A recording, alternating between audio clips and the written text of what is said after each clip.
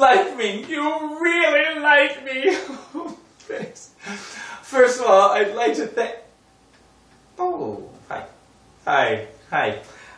It's Academy Award week, and I'm just getting a little excited and practicing my acceptance speech for the Toby Award. This is the Toby Award, named and modeled after yours truly, Toby Blackwell, who has not been fired as the Buff Company's recapper of Survivor One World. So I'm the official recapper. It's very exciting. So I will accept this award on my own behalf. That said, one of the movies that's going to win some awards this weekend, especially for the actresses, is The Help. The Help is a movie that, if you know my other vlog, Obsessed, then you know I am obsessed with. It's actually one of my top obsessions of last year. And this movie is about women from different walks of life coming together to create something, to do something, to create a change, and to make their lives better. Survivor Episode 2 is not about that. That Solani tribe is ridiculous. They are not the help. They need help. They are like the Descendants. Because every episode they just descend further and further and further down the ranks. Down the ranks of most awful tribes ever. They cannot win a thing. After both of their losses yesterday, Tribal Council came down to a battle between the Hugo, the 3D, the young upstart, Cat, and Warhorse, Nina, who too little, too late declared her, her resume, which was being an LAPD officer. Cat somehow brought other things to the table. I don't know why Cat's still there, but Cat's still there. Nina went on home. Sorry, Nina, I just think that you didn't find a way to bond with the women, and I'm not saying that anyone can find a way to bond with anybody. It can work.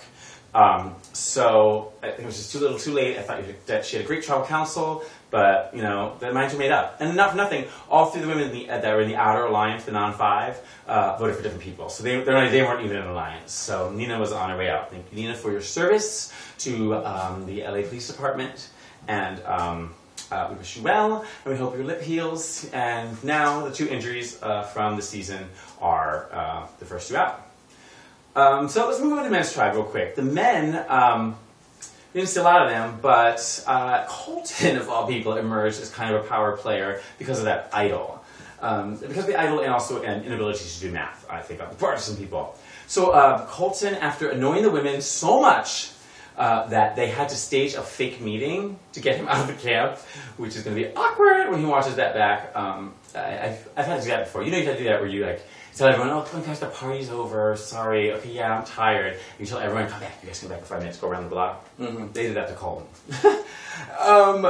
But he revealed his idol to, they're calling the Misfit Alliance. The Misfit Alliance is Leif, who I love, Jonas, sushi chef, who some people, one of my posters thinks might actually do well, which I think we'll see. I think he could do well.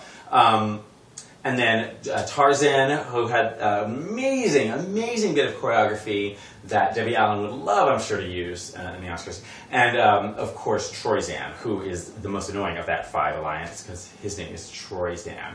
Yeah, and he goes like this. Yeah. So anyway, they are excited. They have the idol, and so they have the power now. And Colton's like their leader. But they also have 5 people in a 9-person tribe, so they actually have the power anyway. Neither here nor there, in Colton's mind, and apparently in their minds, it's Survivor Colton's world. And in Survivor Colton's world, the numbers are just things to throw around, I guess. Back to the women. The women, while they, overall are kind of a mess, a disaster, so a few people did emerge. It took a few people. Monica, I feel like, emerged as a strong leader, smart sense of a person, and she's gorgeous. And I think that she is one that can crack, the alliances. Sabrina emerged as the leader. They've declared her the leader, and she is going to be good at that. She's a high school teacher, and none of these people are as mature as high school students, so she'll be fine. And Chelsea and Kim, I love as a little team. I feel like the conversation they had was intelligent, it was smart, it was enough emotion, but still, and understanding both sides, but still being strategic. I thought they've been well edited as well. And also, I would like to know how Kim is fooling everybody that she is not Kim Raver from Grey's Anatomy and how she's doing 2 jobs at once. Because that's her doppelganger. They have the same name. Come on. So I'd just like to point out that last week, 2 things in my written blog came true this week. One, I said they should not make the alliances too quickly. And what happened? Jeff Probst said, would you have made the same alliances? And all the women said, no. Thank you. Also, I wrote, I didn't think girl power was coming to the beach. And Jeff Probst, the artist, he just said, there's no girl power here, ladies. Thank you. Thank you. So, looking at my crystal ball, I am the great predictor. I can see it coming. I know what's happening. These women need to get it together. I feel like these alliances, now that they said out loud the alliance, they didn't want the same alliances, it's going to break up. Things are going to shift around. The men are going to solidify. I hope that Misfit Alliance, they need to keep Colton in check. They got to keep his mouth in check so he doesn't blab that he has the idol. But it actually doesn't matter. 5-4. I hope that they kind of get Jay over.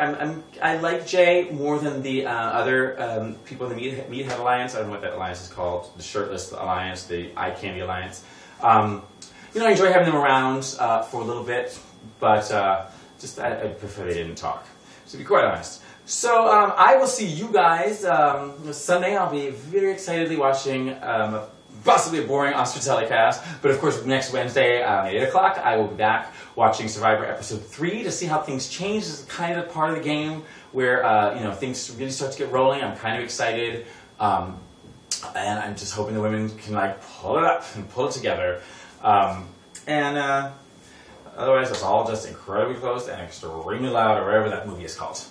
And in the meantime, I will see you at the movies, in front of the TV, and make sure you call me now.